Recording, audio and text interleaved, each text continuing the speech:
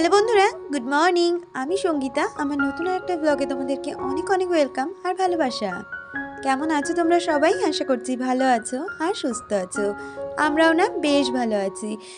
আর আজকের দিনটি ছিল সোমবার। ঘড়িতে এখন বাজে ওই 8:30 নাগাদ। তোমাদেরকে সাথে নিয়ে আজকে ব্লগটা এখান থেকেই শুরু করছি।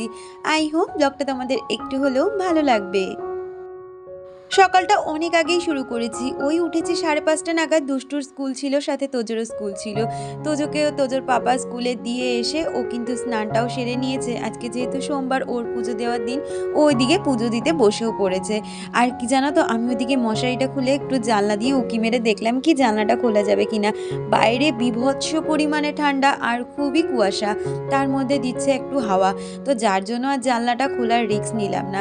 ওইদিকে জানলাটা আটকে দিয়ে আমি কিন্তু এদিকে মশারিটা খুলে নিয়ে এখন কম্বলগুলো একের পর এক ভাঁজ করে নিচ্ছি। তারপরে এইদিকে বিছানা চাদরটা টান টান করে বিছানাটা গুছিয়ে নেব। তোমাদের তো আগের দিনের ব্লগেই জানিয়েছিলাম মাসকাবাড়ি মাল তো চলে এসেছে, কিন্তু সেগুলো আর গুছিয়ে উঠতে পারছি না, সাথে রান্নাঘর ক্লিনিংও করতে পারছি না। তবে কি জানো তো, আজকে একদম মানে সকাল থেকেই ডিটারমাইন করে নিয়েছি যে এই কাজটা আমাকে করতেই হবে। কিন্তু কি জানো তো, আকাশের অবস্থা দেখে না কাজের আর কোনো এনার্জি থাকে না। এইটা আমার সাথে ভীষণভাবে হয়। যখন আকাশে ঝলমলে রোদ থাকবে তখন কাজ করার জন্য আমি একটা এক্সট্রা এনার্জি পাই। আর যদি আকাশ মেঘলা করে থাকে, আমার যেন মনটাও একটুও ভালো লাগে না, তখন আর কাজ করার এনার্জিও পাই না। তাই জন্য না সকাল থেকে শুধু দোনামোনা করছি, কি আজকে করব কি আজকে করব না, এই চিন্তা করতে করতে তারপরে ভাবলাম কাজ যখন করতেই হবে সে করেই নিই। তা এখনও কিন্তু মনের মধ্যে চিন্তা রয়েছে থাক করব না, কিন্তু শেষের দিকে না ভাবলাম না, নিজের কাজটা নিজেকে করতেই হবে, আর আকাশের দিকে তাকিয়ে থাকলে হবে না, কাজ করেই নিই। ওইদিকে কালকে রাত্রিবেলা না বেশ কিছু রুটি ছিল। কালকে রাত্রিবেলা আমাদের বাড়িতে কেউ কিছু খায়নি। সকালবেলা বিরিয়ানি করেছিলাম, যেহেতু কালকে রবিবার ছিল। আর একবেলা খেলেই আমাদের না রাত্রিবেলা সেরকমভাবে কিছু খাওয়াই হয় না। তাই ওইদিকে দেখো রুটিগুলো ছিল, রুটিগুলো গরম করে নিয়েছি। আর রুটিটা আজকে হাজব্যান্ডকে একটু গুড় দিয়ে দিয়েছি। গুড় রুটি খেতে কিন্তু আমারও ভীষণ ভালো লাগে, তাই জন্য হাজব্যান্ডকে দিয়েছি, ওরও খুব পছন্দ। আর তার সাথে রান্না করব পনির। আর কি জানো তো, যখনই আমি কোনো ডিপ ক্লিনিংয়ের কাজে হাত দিই না কেন, আগে চেষ্টা করে রাখি রান্নাটা করে রাখার। কারণ রান্নাটা হয়ে থাকলে না অনেকটা মাথা থেকে নিশ্চিন্ত হওয়া যায় যে আমার রান্নার কাজটা তো হয়ে গেছে। এই তাড়াহুড়ো করে কোনো কাজ করে কিন্তু রান্না করাটা খুব চাপের বিষয়। তাই আগে রান্নাটা সেরে নেব। আজকে করব পনির, মানে আগের দিন ওই ব্রোকলি আলু দিয়ে যেভাবে পনিরটা করেছিলাম আজকেও সেইভাবেই করব। আগের দিনেরটা সবাই বলেছে ভীষণ ভালো হয়েছে, তাই আজকে পনির করব। আর তার সাথে বেগুন ভাজবো। সেটা না ভাবছি মানে এই ক্লিনিংয়ের কাজগুলো করে নিয়ে তারপরে ভাত আর বেগুন ভাজাটা বসাবো। কারণ এখন শীতকালে না একদম ঠান্ডা ভাত খেতেও ইচ্ছা করে না, আর তরকারি টরকারিও না। তবুও যদি ভাতটা গরম হয়, তরকারি ঠান্ডা হয়ে গেলেও সমস্যা হয় না। তাই জন্য বেগুন ভাজাটা আর ভাতটা কিন্তু আমি পরেই করে নেব। আর ওইদিকে দেখলে তো টুম্পাদি, তোমার ট্রিক্স অ্যাপ্লাই করে কিন্তু আমি এখন পনিরগুলো করি, তো খেতে কিন্তু ভালোই হয়।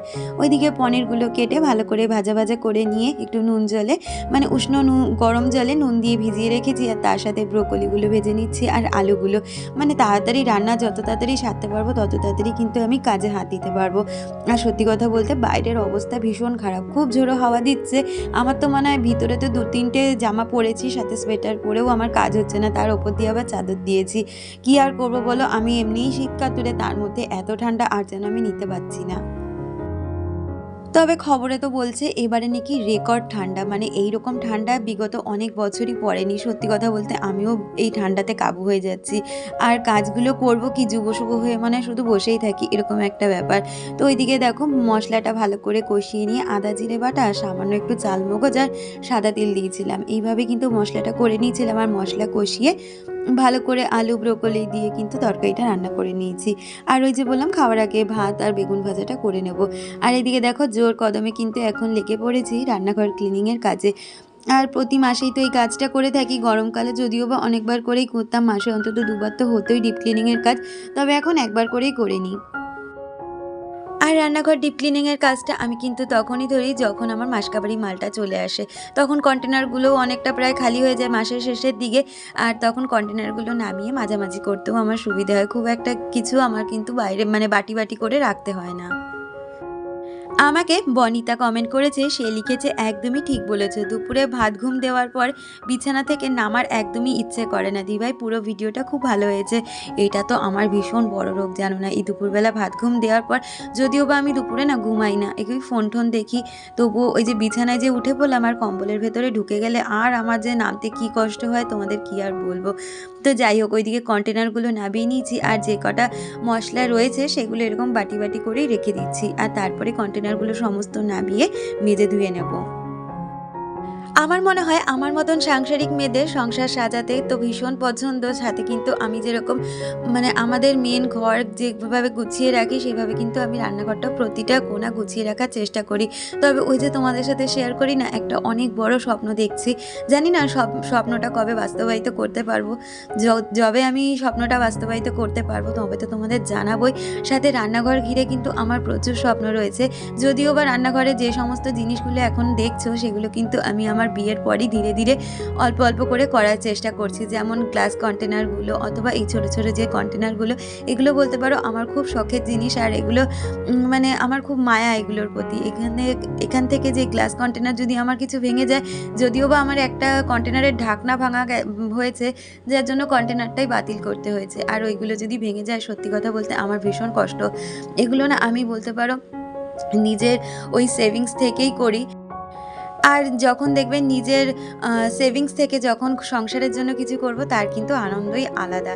একটা সময় ছিল যে টাকা পয়সা জামা কাপড়ের পিছনে বা মেকআপ টেকআপ কিনে ওড়াতাম, এখনও যে করি না সেটা নয়, তবে ওই পরিমাণটা অনেকটাই কমে গেছে। এখন সংসার সাজাতে ভীষণ ভালো লাগে কি না, যার জন্য কিন্তু সংসারের ছোটোখাটো জিনিসগুলো আমি আমার সেভিংসের টাকা দিয়ে কেনার চেষ্টা করি। সব সময় কিন্তু হাজব্যান্ডের কাছে হাত পাতলে নিজেরও খারাপ লাগে, আর তারাও যে সব সময় দিয়ে উঠতে পারবে নিজের শখ পূরণ করার জন্য সেটা নয়। তাই নিজের শখ নিজের পূরণ করার দায়িত্ব নিজেকেই রাখতে হয়। আমি কিন্তু সেইভাবেই কিন্তু করে থাকি। আর আমি কিভাবে সংসারে সেভিংস করি তোমরা তো জানোই, যদিও বা তোমরা ভীষণ পছন্দ করো আমার এই সেভিংসের ভিডিওটা, তবুও আমি কিন্তু মানে যারা নতুন বিবাহিত জীবনে পা দিয়েছ তারা কিন্তু আমার এই টিপস থেকে অনেকেই হেল্পফুল হও। তবে এমন অনেক দিদি বা কাকিমারা রয়েছে যারা আমার থেকে অনেক এক্সপিরিয়েন্স বেশি সংসার করছো, তবুও কি বলো তো, আমি আমার সংসারটাকে, এই ছোট্ট সংসারটাকে যেভাবে একা হাতে গুছিয়ে করি, অথবা আমার এই মানে সংসার থেকে যেভাবে আমি সঞ্চয় করি, সেই সঞ্চয় দিয়েই মাঝে মধ্যে বলতে পারো যে সব পূরণগুলো করি, সেটা কিন্তু তোমাদের সাথে শেয়ার করতে আমার ভীষণ ভালো লাগে। তার সাথে তোমরাও কিন্তু খুব পছন্দ করো আমার এই সেভিংসের ভিডিও, অথবা আমার এই মানে স্বপ্ন পূরণের যেই কথাগুলো বলি সেগুলো। আর এদিকে দেখো, কথা বলতে বলতে ওইদিকে কিন্তু আমি কন্টেনারগুলো মেজে নিয়েছি। অনেক বড় বড় ছোট ছোট সমস্ত কন্টেনার ছিল যেগুলো মেজে নিলাম। আর কি জানো তো, আমাদের এই ট্যাঙ্কের জলটা এতটাই ঠান্ডা, যার জন্যই সকাল থেকে ভয় করছিলাম যে কি করে হাত দেবো, যে কি করে কাজ করব। একবার যদি হাতে জল লেগে যায় তারপরে কিন্তু কাজ করতে অসুবিধা হয় না, যতক্ষণ না মানে এই ভয়টা কাটাতে পারছি ততক্ষণই একটা কাজের ভয় লেগেই থাকে। আর এদিকে সমস্ত কন্টেনারগুলো মেজে নিয়েছি, সাথে ঢাকনা ঢাকনা সমস্তটাই মেজে নিয়ে এখন জানলার দিকে চলে এসেছি। রোদ তো একদমই নেই, যদিও বা ওই হাওয়াটা দিচ্ছে, তার মধ্যেই এগুলো একটু শুকো দিয়ে দিলাম। আর বেশ কিছু তোমার আগের মাসের ডাল ছিল, সেগুলোকেও কিন্তু একটা পাত্র করে আমি রোদ্রে দিয়েছি। অনেক সময় দেখবে ডালে পোকা টোকা হয়, তো যার জন্য কিন্তু এগুলো আমি মাসে ওই যখন কন্টেনারগুলো দিই তখন কিন্তু মানে খালি করে একটা থালা বা বাটির মধ্যে দিয়ে সেগুলো রোদ খাইয়ে নিই, তাতে কিন্তু পোকামাকড়ের ভয়টা থাকে না। আমাকে শাইনিং হীরা চ্যানেল থেকে কমেন্ট করেছে, দিদি লিখেছে কড়াইশুটির কচুরিটা লোভনীয় হয়েছে। দিদিভাই থ্যাংক ইউ সো মাচ। আর মিতালিদি কমেন্ট করেছে, দিদি লিখেছে খুব ভালো লাগলো ভিডিওটা, গোপুসোনাকে খুব ভালো লাগছে, ভালো থেকো, ভালোবাসা নিও, তুমিও খুব ভালো থেকো দিদিভাই। আর এদিকে দেখো, কথা বলতে বলতে সমস্ত কন্টেনারগুলো কিন্তু আমি এদিকে রোদে দিয়ে দিলাম। যদিও বা রোদ বলাটা ভুল, ওই হাওয়া দিচ্ছে, তবে মাঝে মধ্যে একটুখানি রোদ উঠেছিল, আকাশটা কেটেছিল। ওই সকালে কুয়াশাটা কেটে দিলেই মানে কেটে গেলে কিন্তু রোদটা হালকা বিস্তার ওঠে, সেরকম কড়া রোদ তো আর শীতকালে ওঠে না। তো ওইগুলো ওইদিকে মেলে দিয়ে এসেছি, মানে শুকো দিয়ে এসেছি, আর তারপরে রান্নাঘরে চলে এসেছি। এখন এই রান্নাঘরটাকে ভালো করে পরিষ্কার করে নেবো। তোমরা তো জানোই আমি যখনই গ্রসারি রিফিল করি তার আগে কিন্তু আমি রান্নাঘরটা ডিপ ক্লিনিং করি, তো সেটাই এখন করে নেব। আসলে কি জানো তো, এখনকার দিনে প্রাইভেট ফার্মে চাকরি করে একা সংসার চালানোটা কিন্তু খুব মুশকিল। তো আমাদের মতন গৃহবধূরা যদি সংসারে ছোটোখাটো জিনিস থেকে একটু সেভিংস করতে পারি, তাতে কিন্তু আমাদের ভবিষ্যতের জন্য অল্প অল্প করে হলেও একটু উপকৃত হই আমরা। সাথে হাজব্যান্ডেরও অনেকটা উপকার হয়, তারপরে আমাদের বাচ্চা কাচ্চার ভবিষ্যৎ আছে। যদিও বা যে পরিমাণে আমরা সেভিংস করি সেটা দিয়ে হয়তো খুব বড় কিছু হয় না, তবুও কিন্তু এই অল্প অল্প সেভিংস আমাদের অসময়ে অনেকটা কাজে দেয়। তো যাই হোক, কথা বলতে বলতে দেখো এখন ওইদিকে রান্নাঘরের সমস্ত মোছামুছিগুলো করে নিলাম। আগে ওইদিকে ছোট্ট একটা যে র্যাক থাকে আমার, যার মধ্যে কাচের কন্টেনারগুলো রেখে দিই, সেটাকে ভালো করে মেজে নিয়েছি। সাথে অনেক কিছু ছিল যেগুলো মাজা ধোয়া করে নিয়েছি। আর এখন দেখো ওইদিকে এই সেলফটাতে এখন তো আমি কিছুই রাখি না, শুধুমাত্র ইঁদুরের উৎপাতে, যার জন্য কিন্তু আমি এখন ঘরেই সব কিছু রাখি।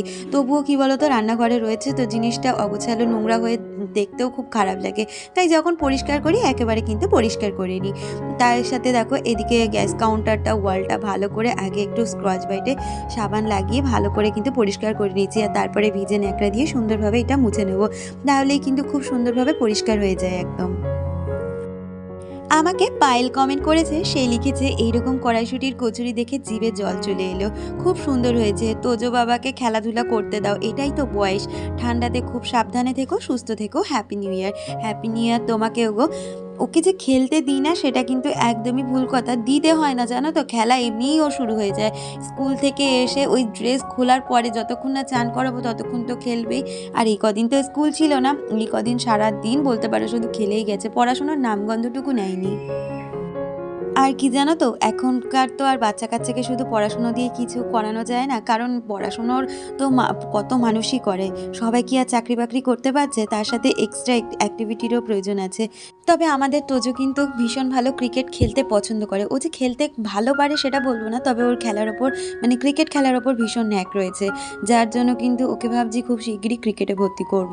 তো এরকম চিন্তাভাবনা পরিকল্পনা তো সমস্তটাই রয়েছে, যে যেটাই করব তোমাদের সাথে শেয়ার করব, কারণ তোমরা তোজোকে ভীষণ ভালোবাসা দাও আর তোজোকে খুব ভালোবাসো, তাই তোমাদের তো নিশ্চয়ই জানাবো।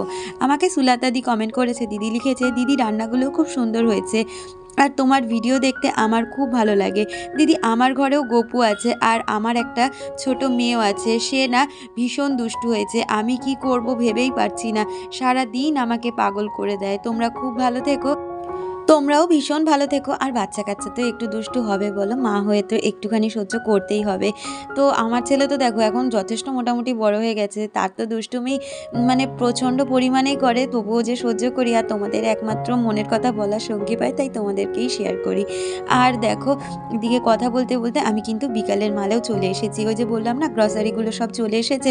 তো কি কি এসেছে, ওইদিকে কিন্তু 3 কেজি আটা, 3 কেজি ময়দা, 3 কেজি চিনি, তার সাথে তেলটা সম্পূর্ণ আনা হয়নি এখনও, 1 লিটার করে। এখন আর তেলের প্যাকেটে না 1 লিটার তেল থাকে না, ওই 750 গ্রাম মানে 750 ml তেল থাকে। তো ওইদিকে 2 লিটার করে দুটো তেলে এসছে, আরও 1 লিটার করে বাকি।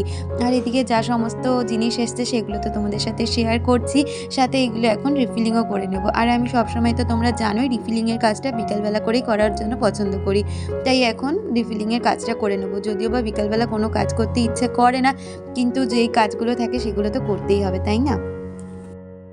আর এই যে বড় কৌটোগুলো দেখছো, এগুলো কিন্তু ওই যে পাড়াতে যায় না 100 টাকার যে গাড়ি, সেখান থেকে নিয়েছিলাম এই নীল কৌটোটা। তো ওর সাথে 3টে সেট ছিল, যার জন্য ওটা নিয়েছিলাম, তবে সাইজগুলো 3টে 3 রকম। আর এদিকের এই কৌটোটা কিন্তু আমার আগেরই ছিল, একটার মধ্যে আটা ঢেলে রাখলাম আর একটার মধ্যে এখন ময়দা ঢেলে রাখছি। ময়দা যদিও বা অনেকটাই ব্যবহার করা হয়ে গেছে অলরেডি, অনেক দিন আগে যেহেতু মালগুলো চলে এসেছে। এর মধ্যে আমি পাটিসাপটা বানিয়েছিলাম, কচুরি বানিয়েছিলাম, তো ময়দা ওখান থেকেই আনা হয়েছিল, তো যার জন্য ময়দাটা এখন একটু কম রয়েছে। আর এদিকে দেখো এই বড় কন্টেনারটা মানে মোটামুটি মিডিয়াম সাইজের যে কন্টেনারটা, ওটার মধ্যে কিন্তু চিনিটাকেও রিফিল করে নিলাম। আসলে একটু একটু করে জায়গায় রাখলে না বারবার করে আমাকে ড্রামে হাত দিয়ে সমস্তটা বার করে আবার রিফিল করতে লাগে, যার জন্য ভাবছি এবারে বড় বড় জিনিসের মধ্যেই রিফিল করে রাখবো, তাহলে আর সমস্যা হয় না। আর ওইদিকে দেখো পাস্তা এনেছিল, পাস্তাটাকেও কিন্তু আমি ঢেলে রাখলাম। এখন যেহেতু সবার স্কুল খুলে গেছে, এখন তো টিফিনের জন্য লাগবেই চাউমিন পাস্তা, তাই বেশি করে পাস্তাটা এই মাসে আনা হয়েছিল। আর তার সাথে ছোলা মটর সমস্তটাকেও কিন্তু গুছিয়ে নিচ্ছি। বেশিরভাগ জিনিসটা মানে বলতে পারো আটা ময়দা চিনি এগুলোই বেশি আনা হয়, তো তাই এগুলো যদি একেবারে বড় কৌটোতে ঢেলে রাখতে পারি, তাহলে আর আমার বারবার করে যেন ওই ড্রামে যেটার মধ্যে আমি বাকি মাসের মালগুলো রাখি সেখানে আর হাত দিতে লাগে না। আমাকে ঝিলি কমেন্ট করেছে, ঝিলি লিখেছে গোপু সোনার আঙ্কারাংটা সুন্দর হয়েছে, কচুরি আর আলুর দমটাও দারুণ হয়েছে। থ্যাংক ইউ ঝিলি, এইভাবেই পাশে থেকো। আর এদিকে দেখো কথা বলতে বলতে আমি কিন্তু এদিকে ছোলা মটর, তার সাথে ছোলার ডাল, এগুলো তো লাগেই প্রতিদিন। মানে ছোলা মটর আমাদের বেশিরভাগটা রাত্রিবেলা রুটি দিয়ে খাওয়ার জন্যই লাগে, আর তার সাথে ছোলার ডালও আনা হয়েছে, কারণ শীতকালে তো এখন লুচি কচুরি হবেই, যার সাথে কিন্তু ছোলার ডালটাও খুব ভালো যায়। আর তার সাথে মুগ ডাল, মুসুর ডাল, এদিকে একটা মানে এই ডালটা আগের মাসেরই ছিল, মিক্সড ডালটা, সেটা খেতে কিন্তু তোজো ভীষণ পছন্দ করে, আর আমিও কিন্তু খুব ভালো খাই ওইটা, জানো তো। তো ওইগুলো ভালো করে রিফিল করে রাখলাম, আর তার সাথে এইদিকে মানে নুনের কন্টেনারটাও রিফিল করে নিলাম। আর এই যে চিনির কৌটা, বড় একটা চিনির কৌটোর মধ্যে স্টোর করে রাখলাম, আর ছোটোটা হচ্ছে সবসময় ব্যবহার করার জন্য।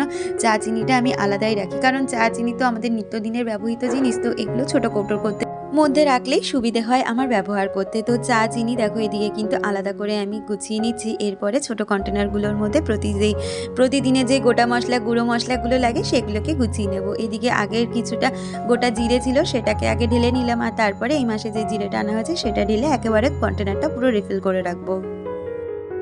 আমার এই ছোটো কাচের কন্টেনারগুলোর কিন্তু অনেকেই লিঙ্ক চাও, আমি কিন্তু লিঙ্ক আমার কমিউনিটি পোস্টে করে রেখেছি, যাদের পছন্দ তারা কিনতে পারো। এই কন্টেনারগুলো জানো তো আমি প্রায় 2 বছর আগে কিনেছি, তখন আমার শ্বশুরমশাই বেঁচে ছিলেন হয়তো, তো তা 2 বছর 2.5 বছর আগে কেনা। এতদিন কিন্তু যত্ন করে চালিয়েছি বলে কিন্তু সমস্ত কন্টেনারগুলো ভালো রয়েছে। তবে একটা আমার মানে অসাবধানতায় ভেঙে গেছিলো, শুধু লিডটা ভেঙে গেছিলো, যার জন্য কন্টেনারটাই পুরো বাতিল করতে হয়েছে আমাকে। তবে বাকিগুলো কিন্তু আমি ভীষণ সাবধানের সাথে ব্যবহার করি। আসলে আমাদের ভালোবাসার জিনিসকে যদি আমরা ভালোভাবে যত্নে রাখতে পারি, সেগুলো কিন্তু অনেক দিন পর্যন্ত আমার সাথ দেয়। আর কি জানো তো, ওই যে তোমাদের সেভিংসের কথা বললাম, সেভিংস আমি কিন্তু এরকমভাবেই করি। আগের মাসে আমার বেশ কিছু ডাল ছিল, যেখান থেকে কিন্তু আমার এবারে যেই 500 করে ডাল আনি সেটার পরিমাণটা অনেকটাই কমাতে পেরেছি। সাথে আমার যে গুঁড়ো মশলাগুলো আগের মাসে অনেকটাই বেঁচে গেছিলো, যেগুলো কিন্তু এই মাসে আমার অনেকটা পরিমাণেই কম আনতে হয়েছে। তো এরকমভাবেই বলতে পারো প্রতি মাসে অনেক ছোট ছোট জিনিস থেকে সেভিংস করার চেষ্টা করি। এই মাসে যেমন আমার সাদা তিল, তার সাথে চালমগজ রয়ে গেছিলো, যার জন্য কিন্তু এই মাসে শুধু পোস্ত এনেছি, তাতেই হয়ে গেছে।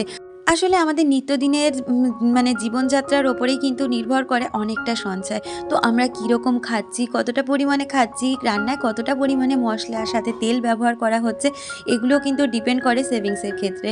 তো আমি কিন্তু এইভাবেই চালানোর চেষ্টা করি, তাতে কিন্তু আমাদের শরীর সুস্থও থাকে, আর আমাদের কিন্তু অনেকটা সেভিংসও হয়ে যায় বলতে পারো। ওইদিকে সমস্ত কন্টেনারগুলো আমার রিফিল করা হয়ে গেছে, আর এখন সুন্দরভাবে জায়গার জিনিস জায়গায় গুছিয়ে রাখবো। এই কাজগুলো করতে আমার না ভীষণ ভালো লাগে।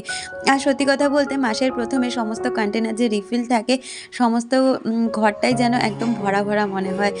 শেষের দিকটা একটু খারাপ লাগে যখন সমস্ত কিছু শেষ হয়ে যায়, কিন্তু মাসের প্রথম দিক থেকে আমার এত ভালো লাগে সংসারটা, মনে হয় আমার সংসারটা সত্যিই গুছানো আর সমস্ত কিছুই ভরা ভরা। একটা মেয়ের কাছে এটাই কিন্তু অনেকটাই বড় পাওয়া, তাই না বলো? নিজেকে দেখলে মাঝে মাঝে আমার নিজেরই অবাক লাগে, একটা অগোছালো মেয়ে এতটা গোছানো হয়ে যাবে সেটাও ভাবা যায় বলো তো? তারপরে এই মানে গোছানো হয়ে যাওয়া তো দূরের কথা, তারপরেও নিজের সংসারকে যেভাবে সাজিয়ে রেখেছি বা নিজের সংসার থেকে যেভাবে ছোটোখাটো সেভিংসগুলো করি, সেগুলো আবার তোমাদের জ্ঞান দিচ্ছি, নিজেরই ভাবলে অবাক লাগে কোথায় ছিল এই মেয়েটা, আর কীভাবেই বা কী হয়ে গেল। সমস্তটাই পরিস্থিতির চাপ। যদিও বা আমার শাশুড়ি মা এত তাড়াতাড়ি যদি মারা না যেত, হয়তো এত তাড়াতাড়ি আমাকে সংসারের হাল ধরতে হতো না, কিন্তু আমার ভাগ্যে যেটা ছিল সেটা তো হবেই। আর বলতে পারো এখন আমি কিন্তু নিজের সংসারকে নিয়ে সমস্ত কিছু গুছগাছ করে আমি কিন্তু বেশ ভালোই সংসার করছি, আর বেশ ভালোই আছি। আর এরপরে তো বাচ্চা কাচ্চার ভবিষ্যৎ নিয়েও চিন্তাভাবনা করার রয়েছে।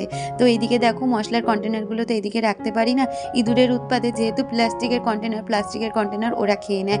আর রান্নাঘরে শুধু কাচের কন্টেনারগুলোকেই রাখি, যেটা কিনা ওরা কাটতেও পারে না। আর যে বাকি ব্যালেন্স আমার গ্রসারিগুলো রয়ে গেল, সেগুলো কিন্তু এরকম 2টো ড্রামের মধ্যে করে রেখে দিচ্ছি। এটা কিন্তু আমার সারা মাসের গ্রসারি, যেটা কিনা আমার সারা মাস চলে গিয়েও অনেকটা দিন আবার বেঁচে যায়। আর এই যে দেখো আমাদের এই মানে নিউট্রিচয়েস বিস্কুটটা ভীষণ ভালোবাসে আমার হাজব্যান্ড, বিশেষ করে খেতে, ডাইজেস্টিসটা। তো এটাও দুপা প্যাকেট তোলা হয়েছিল সেগুলো কিন্তু এখন জায়গা মতন রেখে দিচ্ছি। এর ভেতরে ছোট ছোট প্যাকেট থাকে যেটা কিনা একটা করে বার করে খাওয়া হয়। তো এর দুটো ড্রামের মধ্যে সমস্ত কিন্তু আমার মাসকাবারি মালগুলো রয়ে গেল। আর সাথে রান্নাঘরটা ক্লিনিংয়ের পরে দেখো কতটা সুন্দর লাগছে দেখতে। এটা তো আমার সত্যি কথা বলতে সমস্ত ঘরের থেকে ভীষণ পছন্দের একটা জায়গা, যেটা কিনা রান্নাঘর। আমরা মেয়েরা সময়ের বেশিরভাগটাই এখানেই কাটিয়ে থাকি, তাই এটা সুন্দরভাবে রাখার দায়িত্ব আমাদেরই। আজকের ভিডিওটা এই পর্যন্ত রাখছি। দেখা হচ্ছে পরবর্তী ভিডিওর সাথে। ততক্ষণ তোমরা ভালো থেকো।